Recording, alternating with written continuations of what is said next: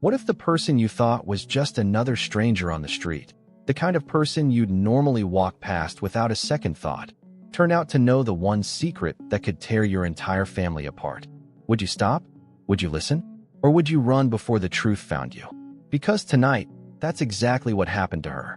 Now, let me tell you this. This story isn't just one you'll watch and forget. No, it's one that will stay with you. It might change how you look at strangers. It might make you think twice about the choices your family has made. And it might even force you to ask yourself, what would I do in her place? But before we dive deeper, I want to know where you're watching from. Drop it in the comments, and make sure you subscribe, because what you're about to hear is not just a story, it's a wake-up call. Rain poured heavy over Chicago that night, flooding the streets with reflections of neon and headlights. Under the roar of the overpass, where no one bothers to look, sat a man with silver hair matted by rain, a trembling hand gripping a torn photograph. His lips moved in a whisper only the storm could hear. And across the street, in the back seat of a black luxury sedan, Helena Carter was watching. 24, flawless in silk, the daughter of Lucian Carter, the ruthless millionaire whose name shaped half the city. But her eyes weren't on her phone, or the lights, or the endless road. They were locked on the man beneath the bridge. The driver muttered, "Ignore him, miss. Just another drifter." But Helena didn't. Something about him felt wrong. No, not wrong. Familiar. And then it happened. The man looked up. Their eyes met through the rain. And with lips trembling, he whispered her childhood nickname, the one only her late mother ever called her. Helena froze. Her chest tightened. How could this stranger know something buried so deep? The light turned green. The car pulled away. But that night, Helena's world cracked open. Tomorrow, she would return. And when she did, she would uncover a truth so devastating it might change how you see family, forgiveness, and what it really means to honor someone's last wish. She thought she had left the man under the bridge behind. But his eyes, his lips forming her childhood nickname, they stayed with her long after the car pulled away. Helena Carter sat alone in her bedroom that night. The storm still pressed against the mansion windows, rattling the glass, while the dim glow of a chandelier bathed the room in pale gold. She stood in front of the mirror, silk robe draped over her shoulders, her green eyes staring back at her own reflection. How could he know? She whispered. To the outside world, Helena was untouchable, born into privilege, the daughter of Lucian Carter, a man whose wealth commanded boardrooms and silenced rivals. But the truth was more fragile. Beneath the elegance, Helena had always felt a hollow place inside her, the kind of emptiness that money, parties, and status couldn't cure, a place that had only grown wider since the loss of her mother years ago. And now, that emptiness had been stirred awake by a stranger's gaze. She walked across the room to her bookshelf, her fingers brushing over leather-bound spines until they found an old diary. Her mother's diary. She opened it gently, the scent of pressed flowers rising faintly, as if time itself had been sealed between the pages. Her breath caught when her eyes landed on a single line, written in delicate handwriting. "My little starling." Only I will ever call her that. Helena's hands trembled. That word. The same word the man under the bridge had mouthed through the rain. The door creaked open behind her. She quickly closed the diary. Her father stood in the doorway. Lucian Carter, tall, broad-shouldered, with silver hair combed neatly back. His presence filled the room like a shadow. His eyes, sharp and calculating, scanned her face. "You're awake," he said, voice smooth, detached. "Don't let the storm keep you restless." Helena hesitated. Her voice was quieter than she expected when she asked, "Father, do you know anyone named Samuel Walker?" For a fraction of a second, his expression faltered. His jaw tightened. His eyes flickered, not with confusion, but recognition. And then, as quickly as it came, it was gone. "No," he said firmly. "And you do well not to waste your thoughts on gutter people." He turned and left, the heavy door closing behind him. Helena stood still, her heartbeat pounding in her ears. She had seen it, the shift in his eyes. A truth he hadn't spoken but couldn't quite hide. She knew then that she would return to the bridge. And when she did, she wasn't just searching for the man. She was searching for answers her father refused to give. The morning after the storm, Helena woke before dawn and dressed without help. She chose a plain sweater, pulled her hair into a loose tie, and slipped from the mansion in quiet steps. She left the driver a note and took her small car, the kind her father called impractical. Downtown was washed clean, the air smelling of wet stone and bus exhaust. 2 blocks from the overpass, she parked, pocketed her keys, and walked toward the echoing dark. Samuel sat where she had last seen him, back against a pillar mottled with old paint. His beard looked grayer, his hands steadier than she expected. A paper cup stood near his shoes, heavy with last night's rain. He held a worn photograph like a relic he refused to surrender. Helena stopped within arm's length and spoke first. "You knew my nickname," she said. "How?" Samuel lifted his eyes. "Some names are not learned. They are remembered." He offered the photograph. On the front, a younger Samuel wore a navy suit, posture straight, eyes bright. Beside him stood a woman with the same cheekbones as Helena and a guarded smile. The resemblance made Helena's ribs feel tight. She traced the woman's face with her gaze, almost expecting it to move. "You worked for my father?" Helena said, unsure. "Not worked," Samuel murmured. "Stood beside him until the floor gave way." She frowned. "My father denies even knowing you." "He would," Samuel said, voice rough but certain. "He has a gift for bearing what hurts." A bus roared overhead, dropping grit like dry rain. Helena stepped closer, lowering her voice. "Why did you mouth that name?" "Why me?" Samuel looked past her toward the thinning light. "I do not have long," he said. "There is something I need before that clock runs out." Helena steadied her breath. "What is it?" "A last wish." 2 small words, heavy as stone. Samuel folded the photograph, careful not to crease the woman's face, and slid it into his coat. "I want to stand before a grave I have avoided for years," he said. "Not alone." "Whose grave?" He inhaled slowly, chest lifting against the damp fabric. "Evelyn," he whispered. "Your mother's sister." The world narrowed to the space between them. Her mother had never spoken of a sister, not once, not in lullabies, not in diaries Helena could recall. She searched Samuel's face for malice and found only fatigue and a stubborn kind of hope. "If I take you," Helena said, "I will tear something open I cannot close." Samuel nodded. Truth has hands like that. A gust of wind dragged wrappers across the concrete. Helena looked toward her car, then back to him. "I will think," she said, though the decision had already begun to choose her. "Tomorrow," Samuel answered, and settled deeper into the pillar's shadow. Helena turned away, counting her breaths.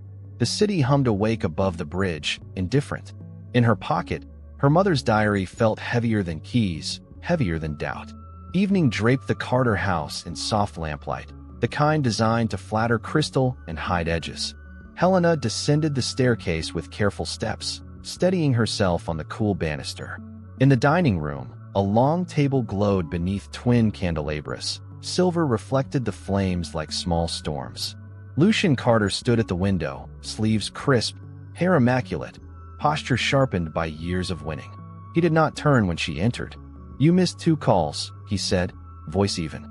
"Your driver says you dismissed him." "I wanted space," Helena answered, taking her seat. He faced her then, eyes assessing the distance between them as if it were a ledger. Dinner arrived on silent wheels. Servants retreated with professional invisibility. Their cutlery began its measured music. Helena broke the rhythm. "Father, do you know Samuel Walker?" The knife in Lucian's hand paused, barely. He resumed cutting, slower. "No. He had a photograph," she said. "You were in it. So was Mother." Lucian's gaze settled, heavy and patient. "People fabricate things for attention. You are soft-hearted. They can smell it." "It was not fabricated," Helena replied. "And he knew my nickname." "What nickname?" "The one Mother used, the one no one else knew." A shadow crossed Lucian's expression, fleeting, like a cloud across polished stone. He leaned back, steepling his fingers. "I do not appreciate being tested, Helena. I'm asking for honesty." "Honesty," he repeated, as if weighing the word's market value. "Honesty would recognize the world as it is. There are men who will take from you if you let them. Like you took from him." The question surprised even her. Silence fell, sudden and complete. Somewhere, a vent hissed. Lucian placed his knife down with meticulous care and lifted his glass. "You are indulging a fantasy," he said. "The city is full of ghosts who claim connections to anyone with a gate." Mother wrote, Starling in her diary, Helena said. "He used it." "Explain that." His grip tightened around the glass, faintly whitening the knuckles. Then he smiled, a measured thing. Your mother had many admirers. Words travel when doors are left ajar. Is that what happened, father? Doors left ajar? Lucian's smile vanished. Enough, he said, no louder than before, but edged. You will not return to that bridge. It is not your bridge, Helena replied. It is my city. Thunder muttered outside, though the sky was clear. Lucian rose, jacket falling into perfect lines. I protect this family so you can afford to mistake strangers for prophets. He asked for nothing, Helena said. Only to visit a grave. Lucian paused at the doorway. Graves are the worst storytellers, he said. They answer every question the same way. He left her with the candles and a cooling plate. Helena stared at the empty chair across from her, heat pressing behind her eyes. She thought of the photograph. She thought of the diary. She remembered his gaze sliding away, long enough to reveal the truth he would not speak that night. Morning traffic stitched a restless line across the city, but beneath the overpass the air hung still. Helena parked in the same spot and walked the last block with a paper cup of coffee and a wool scarf folded over her arm. The scarf had been her mother's. Its softness felt like a memory she could touch. Samuel saw her first. You're late, he said, smiling without accusation. I didn't promise a time, she answered, setting the coffee by his knee. It's hot. He cupped the lid and breathed the steam. Sometimes the smell is enough. She held out the scarf. Wear it. He paused, then wrapped it around his neck with careful hands. For a second, he murmured, I could hear the lake bells again. Helena blinked. You were there? I was where I was allowed, he said, and sometimes where I wasn't. A bus rattled overhead, shaking grit from the seams. Helena sat beside him, the concrete cold through her coat. You told me you had a last wish. Tell me what it is, and why me? Samuel drew a worn photograph from his coat and turned it over. He gave it to her without speaking. On the back, in delicate ink, forever yours, Evelyn. The name stung. Helena had seen it only in passing, in the thinnest margins of a diary. No stories. No explanations. Her mother had carried a silence like a locked room. She never told me, Helena said. Some silences mean protection, Samuel replied. Others mean fear. They look the same from far away. He folded his hands. I want to stand where her name is carved. I want to leave something that belonged to us, and then I can go. What will you leave? Samuel untucked a small stitch at the scarf's corner and slid out a narrow silver locket on a short chain. I hid it there for her, he said. She never came back. Helena turned the locket in her palm. Its oval left a faint press on her skin. Why ask me? Because you looked at me, he said. Not past me. Helena pictured her father at the table, the moment his gaze slipped, the way a mask slips only once. If she took Samuel, she would be choosing a road with no polite exits. If she refused, she would keep her dinners and her doubts. Neither felt clean. Where? She asked. Northwood Cemetery, Samuel said. Old section. Thin trees. She closed her fist around the locket and breathed through the ache it left. Tomorrow morning, she said. I'll drive. Samuel nodded, relief loosening his shoulders. He returned the locket to the scarf's seam and tied the thread with clumsy care. Thank you, he said. I wanted the last thing I did to be toward her, not away. They sat without speaking while a distant siren crossed the avenue and faded. Helena rose first. Bring a jacket, she said. The wind up there is different. Samuel smiled. I remember.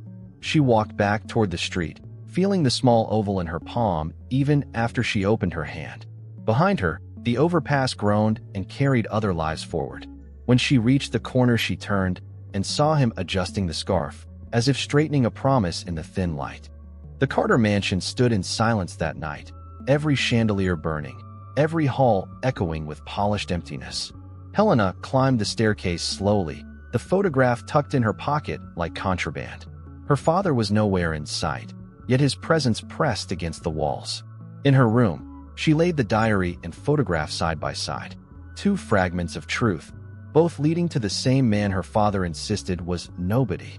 The longer she stared, the more impossible her father's denial felt.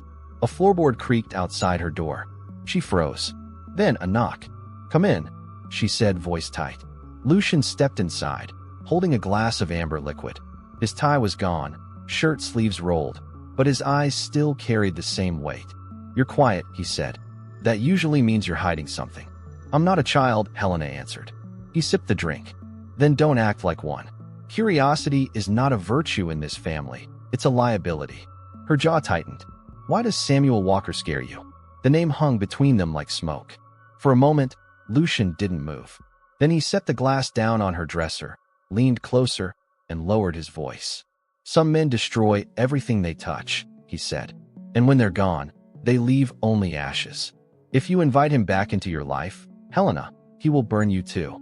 Helena's pulse quickened. That isn't an answer. Lucian's hand gripped her shoulder. His touch was firm, controlled, the way a general steadies a soldier. It's the only answer you'll get. Stay away. He left without another word, the scent of whiskey trailing behind him. Helena closed the door, back pressed against the wood. But her father's warning had done the opposite of what he intended. She wasn't afraid of Samuel. She was afraid of what her father refused to admit. The next morning, while Lucian attended a board meeting downtown, Helena climbed the narrow stairs to the attic. Few in the house ever came here. Its air was thick with dust and secrets. She pushed open a cedar chest, the lid groaning. Inside lay stacks of yellowed newspapers, brittle letters, and boxes of photographs. She sifted through them quickly, heart pounding. One album caught her eye. Black leather, corners worn. She opened it to find glossy prints from decades ago. Her mother in summer dresses, smiling by the lake. Lucian younger, sharper, his hand gripping her waist. But in the corner of one photo, there he was. Samuel, clean-shaven, hair dark, standing just behind her parents. His eyes carried the same quiet dignity, even then. Helena flipped to another page. A picture of Evelyn, her mother's sister. Same features, softer smile. Evelyn stood close to Samuel, their hands nearly touching. Helena's breath faltered. On the back of the photograph, faint pencil writing. N+S, 1983, Lake Geneva. Her fingers shook. N, her mother, Nora. S, Samuel. The picture suggested something more than business. She shut the album, clutching it to her chest. A sound startled her, footsteps on the stairs. She shoved the album back into the chest and closed the lid. The attic door creaked open. The maid, Mrs. Fletcher, peeked in. White-haired, shoulders stooped, but her eyes sharp as ever. You shouldn't be up here, Mrs. Fletcher said. Helena forced a smile. Just cleaning. The maid hesitated, then sighed. Your mother used to come here often. Sometimes she cried with that album in her lap. Other times she hid it away, like it hurt too much to see. Did she ever mention Samuel Walker? Helena asked softly. Mrs. Fletcher's eyes flickered. Once. She said he was a man who lost everything for love. And then she said no more. The maid left before Helena could ask more. Helena stood alone in the attic, the dust thick in her lungs, the truth heavier than the boxes. Samuel hadn't lied. He had lived in their world once. But why had her father erased him so completely? That evening, Lucian returned earlier than expected. Helena was in the library when he found her, sitting beneath tall shelves of leather spines, the album hidden at her side. You've been prying, Lucian said, voice low. She lifted her chin. I found photographs. Mother, Evelyn, and him. His jaw flexed. I warned you. Why does Samuel matter so much? Why lie about knowing him? Lucian stepped closer, his shadow falling across her. Because some truths are weapons, Helena. And if you carry them, you'll bleed. She held her ground. He has one last wish. To see Evelyn's grave. That's all. Lucian's expression hardened. You will not take him there. Why not? Because it opens a door I spent my life sealing shut. The words sliced through her. You're hiding something, she said. Lucian leaned closer, eyes burning. If you defy me, Helena, don't expect to remain my heir. I will cut you out. Do you understand? Her throat tightened, but she forced herself not to flinch. Maybe I don't want to inherit your empire of silence. The air thickened, neither of them moving. Finally, Lucian straightened his jacket and turned away. Choose carefully, he said. Family is loyalty, not love. Remember that. The library door shut behind him, the echoes settling like chains. Helena pressed her palms to the desk, breath shaking. For the first time, she realized her choice wasn't between truth and ignorance. It was between loyalty to her father or compassion for a man who carried her mother's hidden past. And the clock was already ticking. The following morning, the mansion's gates opened quietly, without the usual parade of chauffeurs or staff. Helena drove herself, hands tight on the wheel of a car that felt too small for the weight of her choice. The city stretched behind her as she steered toward the bridge. Samuel was waiting. His figure leaned against the concrete, scarf tucked close, the silver in his beard catching the weak sunlight. He looked older than yesterday, as if the night had taken more than hours from him. "You came," he said, voice both surprised and certain. "I said I would," Helena replied. He slid carefully into the passenger seat, folding his hands in his lap like a man entering sacred ground. The photograph remained in his pocket, but she could feel it between them, its silence heavier than conversation. The road north was lined with bare trees, their branches clawing the sky. Helena stole glances at him as she drove. The lines around his mouth, the tired eyes, the way he stared out the window as if cataloging every sight for the last time. "You were close to her," Helena said finally. Samuel nodded once. "Closer than I was allowed to be." "What happened?" He smiled faintly, without joy. What always happens when truth threatens power. She wanted more, but the sharp edge in his tone told her not to push. Instead, she asked, "Why didn't you come back sooner? To tell me? To tell anyone?" "Because graves don't listen," he murmured. And the living didn't want to hear. The car fell into silence. Only the hum of the engine filled the air, steady as a heartbeat. An hour later, they reached the gates of Northwood Cemetery. Helena parked, her throat tightening as she read the faded letters etched in iron. Samuel's hand pressed lightly against the dashboard, as if steadying himself. "Take me to her," he said. Helena led him along the winding path. The grass was damp, the stones leaning with age. She followed his directions until they reached a small clearing. At its center stood a weathered headstone, nearly hidden by weeds. Samuel stopped short, chest rising and falling in uneven bursts. "There," he whispered. "Evelyn." Helena's eyes scanned the stone, tracing the letters slowly. Evelyn Carter, 1959 to 1987. Her knees felt weak.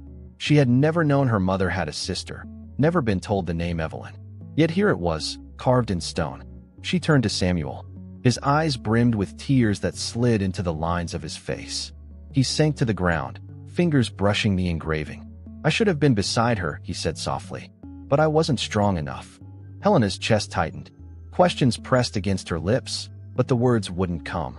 Instead, she stood in silence, watching a man mourn a woman who had been erased from her life before she ever knew her name. And for the first time, she wondered if the life her father had built was standing on someone else's grave. The wind picked up, threading through the thin trees, carrying the scent of damp earth. Samuel remained kneeling before the grave, one hand flat against the stone as if it could still warm beneath his touch. Helena crouched beside him, searching his face. "Tell me the truth. All of it." His lips trembled before words escaped. "I loved her, Evelyn, with everything I had. But your father, he couldn't allow it." Her breath caught. "Father?" Samuel nodded.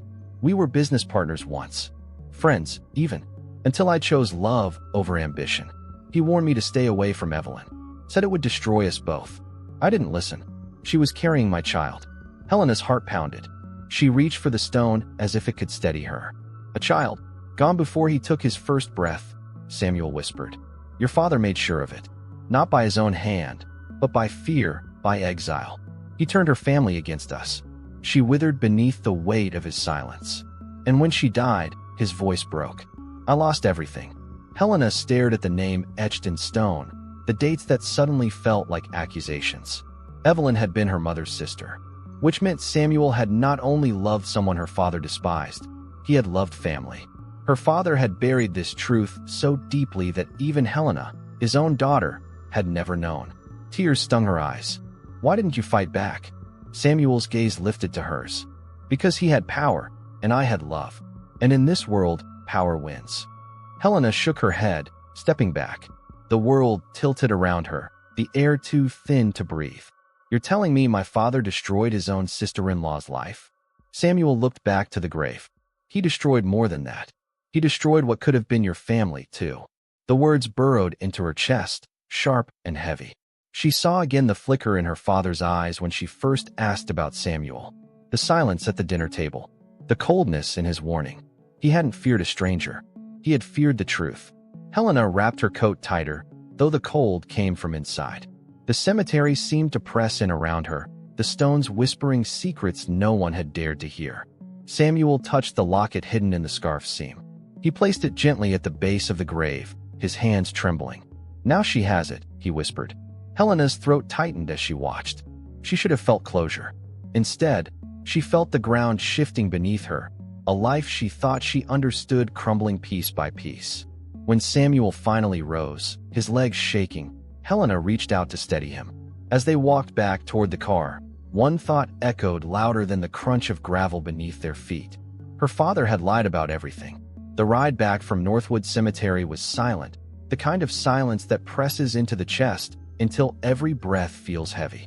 Samuel sat with his eyes closed, as though the act of speaking Evelyn's name had drained what little strength he had left. Helena's grip on the steering wheel tightened. The road blurred at the edges. She had thought she wanted the truth, but now that she had it, it scorched like fire in her lungs. Finally, she spoke. "You said you and my father were partners." Samuel opened his eyes slowly. "We built the Carter Empire together. His cunning, my vision. He had no empire before me." Helena glanced at him. "Then why erase you?" His smile was bitter. "Because love is dangerous to men who worship power. When he realized Evelyn loved me, he saw me not as an ally, but as a threat. He made sure I was cast out." Helena's mind spun. She remembered boardroom stories whispered by family friends about her father's rise in the 80s, sudden and ruthless. She had never thought to ask who had stood beside him then. "And mother?" Helena asked, voice tight. "Did she know?" Samuel's gaze softened. "Nora loved her sister fiercely. She begged me to stay quiet, for Evelyn's sake. But silence is a poison, Helena. It eats everything alive." Helena felt her throat close. Her mother, always so quiet, always guarding words like secrets. Was this the silence she carried to her grave? By the time they reached the city, Samuel was leaning heavily against the seat. His breaths came shallow. Helena parked outside the bridge where she had first found him. "Promise me," Samuel said. "Promise me you'll keep digging. Don't let him bury Evelyn twice." Helena nodded, though her heart trembled. "I promise." He smiled faintly, closing his eyes again. "Good. Because truth, once spoken, burns too hot to be hidden again." Helena watched him drift into exhausted sleep.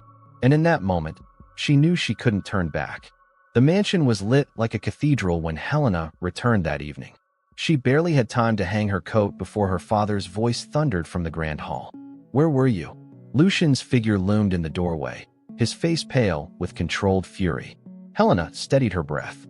"I took Samuel to Northwood Cemetery." The words landed like broken glass. Lucian's jaw clenched, his eyes flashing with something deeper than anger, fear. "You disobeyed me," he said. "I gave him nothing but time," Helena shot back. "He only wanted to see her grave." Lucian stepped closer, his presence towering. "You think that's all he wanted? That man has spent decades rotting, dreaming of revenge.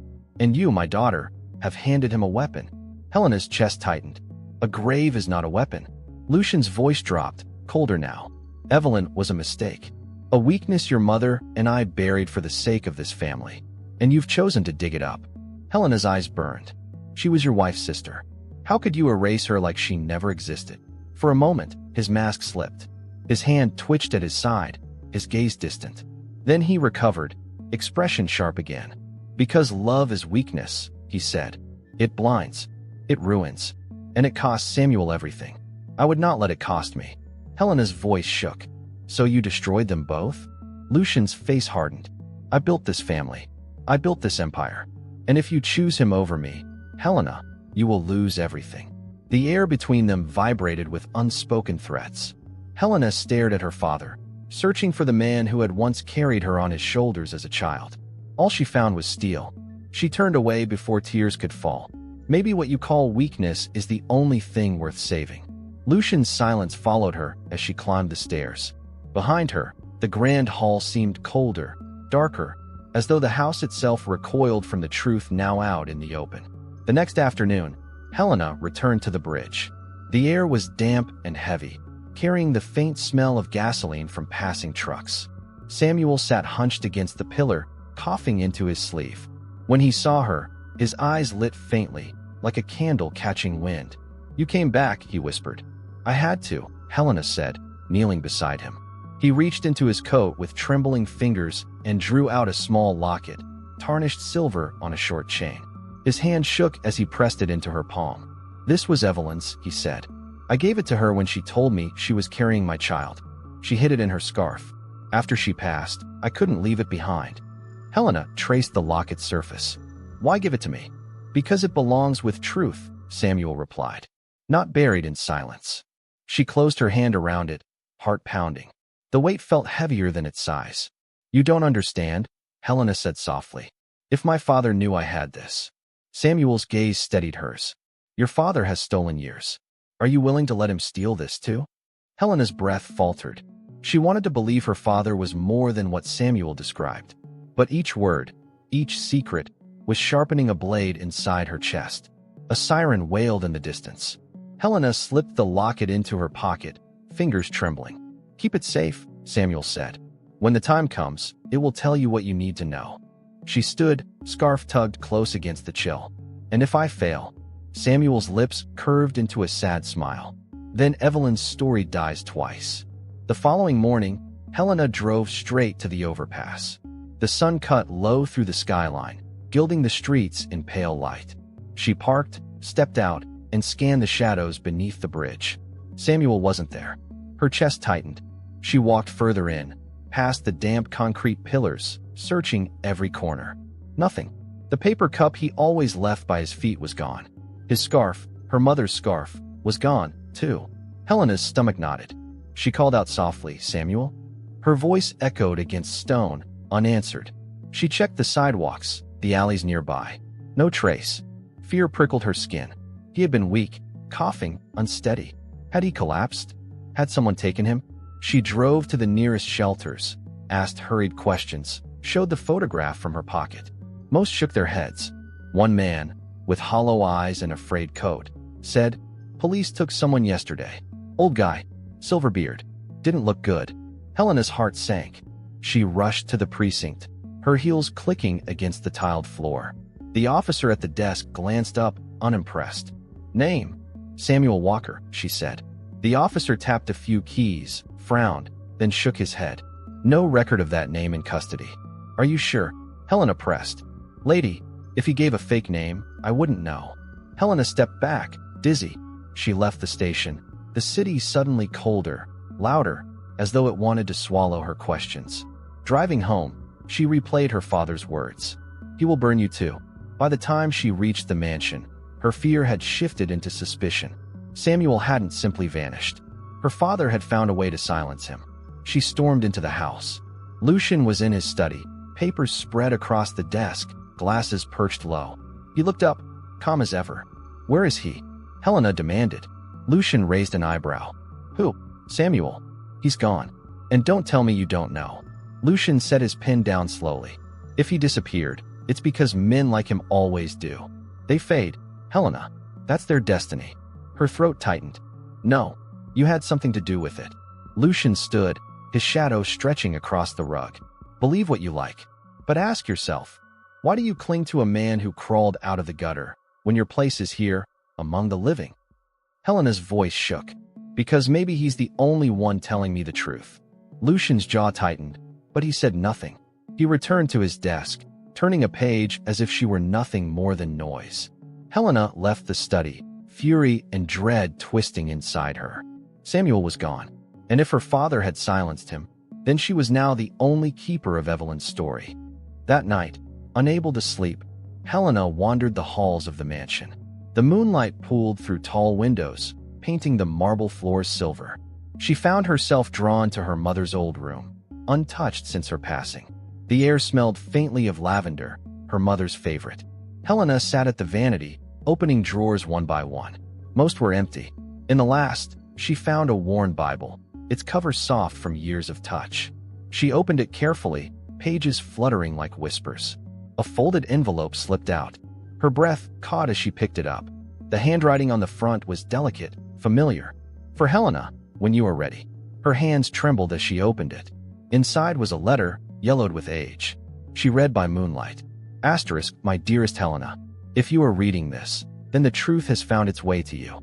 Your Uncle Samuel is not a stranger. He is the man your father betrayed. the man Evelyn loved, the man who should have stood beside us. Lucian feared him because Samuel saw the world not in power, but in compassion. And compassion was always stronger than Lucian admitted. If there is ever a choice between silence and truth, I beg you to choose truth. For Evelyn. For Samuel. For yourself. Asterisk. Helena's heart pounded. She read the letter again, each line carving deeper. Uncle. Samuel wasn't just her mother's friend. He was family. At the bottom of the envelope was another paper, official and heavy. A will. Not her father's, but her mother's. It named Samuel Walker as rightful heir to part of the Carter estate. Her vision blurred. All this time, her father had ruled with an iron grip, building an empire on silence, while her mother had left behind a truth that could undo him completely. Helena pressed the letter to her chest, tears streaming down her face. For the first time, she felt her mother's presence not as absence, but as guidance. She looked toward the dark hallway, where her father's study door loomed. He had lied, erased, destroyed. But the paper in her hands was proof stronger than his silence. And now, the choice was hers. The study smelled of leather and smoke. Lucian Carter sat behind his mahogany desk, a half-empty glass at his side, his pen moving swiftly over contracts that shaped the city more than its mayor ever could. Helena entered without knocking. The letter and will were clutched in her hand, her pulse hammering in her ears. She dropped them onto his desk. The envelope slid across polished wood and came to rest beside his glass. Lucian looked down. His face didn't move, but his hand tightened faintly on the pen. He set it aside. So, he said, you found what your mother left. You knew, Helena said. Her voice shook with anger. You knew all along. I knew your mother was sentimental, Lucian replied evenly, and dangerous when guided by sentiment. She named Samuel in her will. She called him family. You've lied to me my entire life. Lucian leaned back, steepling his fingers. Family is not defined by ink on paper. It is defined by who has the strength to protect it. Samuel had none. I did. Helena's throat burned. You didn't protect family. You destroyed it. His eyes narrowed. Careful, Helena. You stand where you stand because of my decisions. That roof above your head, the world that knows your name, all of it came because I chose power over weakness. And Evelyn. Samuel? My mother's silence. Lucian's jaw tightened. Collateral. Necessary to build something greater. Helena's voice rose. You betrayed your own blood for your empire. The room fell silent except for the faint ticking of the clock on the wall. Lucian's stare bored into her. If you truly believe that, he said quietly, then you will have to decide where your loyalty lies. With truth, or with survival. Helena held his gaze, her mother's words echoing in her mind. Choose truth. Helena left the study shaking, the will clutched tightly in her hand. She paced the halls, the echoes of her father's words chasing her like shadows. For the first time, she saw the mansion not as home, but as a fortress built on silence and fear. She thought of Samuel, alone, vanished, perhaps dying, and of Evelyn, erased from every story her father had ever told. The truth wasn't just personal, it was systemic. Her father had crafted an empire not on ambition alone, but on betrayal. In the days that followed, Helena began to dig deeper. She called old family contacts, men and women who had once attended the same dinners her parents hosted. She asked about the early days of Carter Enterprises. Patterns emerged. Stories of a brilliant partner who had suddenly disappeared. Board members replaced overnight. A deal that shifted power entirely into Lucian's hands. One man, an accountant long retired, finally admitted what others only hinted at. Samuel Walker had vision, he said over the phone. But Lucian Carter had teeth. He devoured anyone who stood in his way. If Samuel's name is still alive, it's because he escaped with it. Helena felt her chest tighten.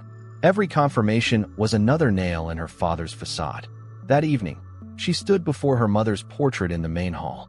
Nora Carter's painted eyes seemed to watch her, pleading, almost warning. Helena whispered, "Did you know? Did you forgive him? Or did you live in silence until the end?" Her phone buzzed. A message from a nurse at a downtown hospice. Samuel Walker has been admitted. Condition critical. Helena's heart skipped. Relief, he was alive. Fear, he was fading fast. She grabbed her coat and the locket, rushing out of the mansion. But even as she drove into the night, She knew the walls of her father's empire were beginning to crack. The hospice smelled of antiseptic and faint lavender. The halls were quiet, lined with muted paintings that seemed to whisper of endings. Helena followed the nurse's directions, her steps quick, her heart heavy. She entered a dim room where Samuel lay propped against pillows, his breath shallow, his skin pale as parchment. The scarf she had given him rested over his chest, the locket hidden within its seam. His eyes fluttered open as she approached.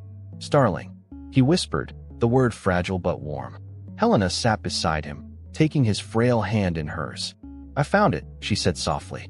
"Mother's letter. Her will. She named you. She trusted you." Tears welled in Samuel's eyes. "She remembered me. She remembered everything," Helena said. Her voice broke. "And Father, he admits it. He betrayed you. He betrayed her. I don't know how to live with it." Samuel squeezed her hand with surprising strength. "You live by forgiving. Not him. He never asked for it. Forgive yourself for not knowing sooner, for being blind to what was hidden." Helena's tears spilled freely. "I don't want you to die thinking you were forgotten." He smiled faintly. "I am not forgotten. You came back. That is enough." The silence between them was tender, broken only by the rhythm of machines. Helena wanted to hold on to him, to fight the clock, but his body was surrendering piece by piece. "Take me to her once more," Samuel whispered. "To Evelyn. Let me leave where I belong." Helena nodded, choking back a sob. "Tomorrow morning. I'll drive you there." Samuel's hand slipped from hers, resting over the locket hidden in the scarf. His eyes closed again, but the faintest smile lingered on his lips. Helena sat there long after, her mother's letter still in her bag, her father's shadow heavy in her mind. Tomorrow, she would honor Samuel's last wish. And tomorrow, the truth would no longer belong only to the dead. The morning sky was pale, a thin wash of gray stretching over the city. Helena helped Samuel into the car, his body frail and light, his breath shallow but steady. He carried no belongings, just the scarf around his shoulders and the locket hidden within its seam. They drove in silence. The streets passed like faded memories outside the window.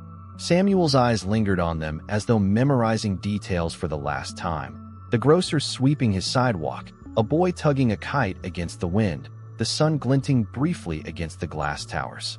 When they reached the gates of Northwood Cemetery, Helena slowed the car to a stop. The iron arches stood tall and weathered, their letters darkened by years of rain. Samuel lifted his head, eyes soft with recognition. "This is where she waits," he murmured. Helena helped him out, her arm strong around his thin frame. The air smelled of wet pine and cold stone. Each step was slow, deliberate. Gravel crunched beneath their feet, marking the path like a drumbeat counting down. At last, they reached Evelyn's grave. The stone leaned slightly, the letters worn but still clear, Evelyn Carter. 1959 to 1987. Samuel sank to his knees, his hands trembling as he traced the letters. His forehead pressed to the stone, tears slipping into the cracks. "I should have fought harder," he whispered. "I should have given you the life you deserved. Forgive me." Helena knelt beside him, her heart heavy. She reached into the scarf, drew out the locket, and placed it gently at the base of the grave. Samuel's eyes filled with tears. He touched her hand. "Now she has it." They stayed like that for a long while, the morning air cold against their skin. Finally, Samuel leaned back against Helena's arm. His breaths came shorter now, each one weaker than the last. "Thank you," he said softly. "You gave me back what he tried to erase." Helena's throat ached. "No, you gave me the truth." A faint smile lingered on his lips. His chest rose once more, then slowly stilled. Helena held him, her tears falling onto the scarf. The wind rustled the trees, carrying the faint scent of lavender. For a moment, it felt as though Evelyn herself had come to meet him. She closed his eyes gently and laid him against the earth. The locket glimmered faintly in the dawn. The funeral was quiet. A handful of people came. Men who had shared bread with Samuel in shelters. Women who remembered his kindness on the streets. They stood beneath umbrellas as the rain fell steady, soft against black coats. Helena stood at the front, veil drawn, her mother's letter folded in her hands. She spoke only once. Samuel Walker was more than the world allowed him to be. He carried truth when others buried it. And now, that truth is mine to carry. When the service ended, She turned and saw him. Lucian Carter, standing at the back. No umbrella, no expression, his suit darkened by rain. Their eyes met across the rows of graves. He approached slowly, shoes silent on the wet gravel. When he reached her, he lowered his voice. "You've made a mistake." Helena's hands tightened around the letter. "No, I've made a choice." Lucian's gaze flicked briefly to the envelope, then back to her eyes. "Be careful. What you hold can destroy more than you imagine." "Maybe destruction is the only way forward," she said. For the first time, a shadow crossed his face. Not fear, not anger, but something close to doubt. He turned, walking back into the rain without another word. Helena watched him go, her chest heavy with the weight of what remained unsaid. She looked back at Samuel's grave. The locket lay where she had placed it, gleaming faintly through the rain. The cemetery was emptying, but she stayed. The rain soaked her veil, her dress, her skin. She thought of Evelyn, erased. Samuel, forgotten. Her mother, silenced. Now their voices lived only in her. She knew what the letter meant, what the will proved. With a single step into the courthouse, she could shatter the empire her father had built. She could free herself from his shadow forever. But she also knew what it would cost. The Carter name, the home she had grown in, perhaps even her own safety. Helena touched the letter against her chest, the rain smearing the ink. The choice pressed against her like a blade, to speak or to stay silent. She raised her eyes to the sky, water running down her face like tears she could no longer separate from grief. The graves stretched around her, rows of names whispering reminders that truth and silence both linger long after the living are gone. Helena turned toward the gates at last, her steps slow, steady. Behind her, Samuel's grave rested beneath the rain, the locket shining faintly like a secret still alive. The question of what came next stayed with her, unspoken, unanswered. And perhaps that was how it was meant to be.